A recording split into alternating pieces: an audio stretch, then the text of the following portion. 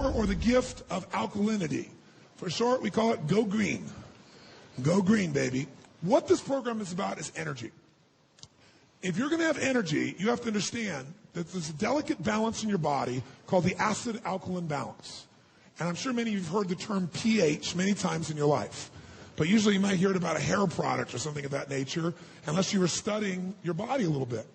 But just as your body has to regulate its temperature, ideally at what temperature? 98.6, right? Too much variance either way of that, it affects your health, doesn't it? Your natural body temperature going there. You get up to 104, you got some real serious problems. Well, as important as your body temperature is, not the external temperature, but the body temperature that you're able to maintain consistently, there's another number that's equally important, maybe even more, and that is the acid-alkaline balance within your body. The pH balance, as it's called. And there's a scale that measures how acidic to how alkaline any substance or environment is. And that scale's right here in front of you, and you can see that scale goes basically from 0, which is burning holes through something, to 14, which is very alkaline. 7 is neutral. Now, all the different parts of your body have a different need for acid or alkalinity, but the vast majority, and the most important one, the blood, has to be slightly alkaline. Slightly alkaline. Now, that alkalinity is 7.36, and much variance from that, and you got some challenges in your blood. Now, you can measure that directly with tests, but you can also measure your urine, or you can also measure your saliva.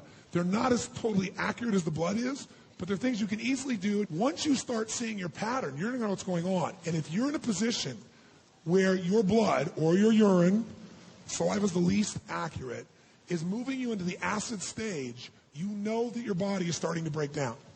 Now, when we say acid pH, when you hear that term, acid pH or alkaline pH, technically all it really means is when you're looking at atoms, you've got neutrons, you've got protons, and you've got electrons.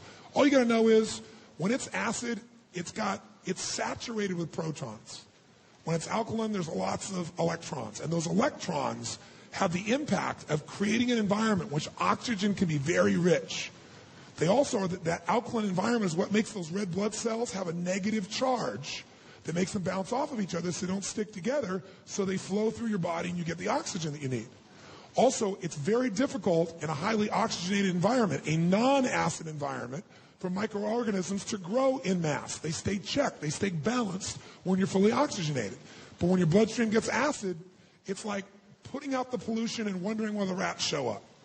So alkalinity has got to be a major focus, and it's very easy to get yourself to stay alkaline. But you got to think the power of alkaline, and the short term we have for that is go green. If you're overweight, how many of you here have worked out really hard but still can't seem to get those last 10 or 15 pounds or 5 pounds away? How many have had this experience? Raise your hand. Say aye. A lot of people say, oh, it's my metabolism. Well, that would be true to some extent. But a lot of people work out like crazy. They still don't seem to be getting the result. When your body is extremely acidic, you don't get as much oxygen. When you don't get as much oxygen, everything slows down, including the metabolism, even though you're working out.